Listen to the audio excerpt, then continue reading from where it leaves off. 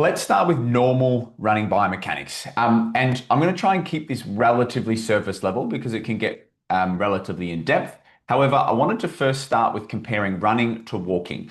And one of the big differences that we see between running and walking is in walking, we have a period of time where both feet are on the ground, which is called a double support phase. Whereas in running, we have a period where both feet are off the ground, which is considered a double float phase. And this has a big difference in terms of the demands of movement and what we see.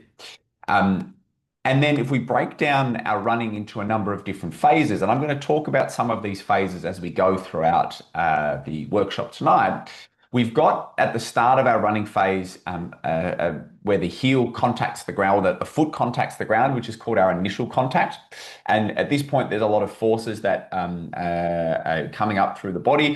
We then have our mid stance, which is a period where we've had some of the shock absorption and we're going into moving between absorption and propulsion. And then we have our toe off phase where the stance leg or the leg on the ground is about to come off the ground and go into our swing phase.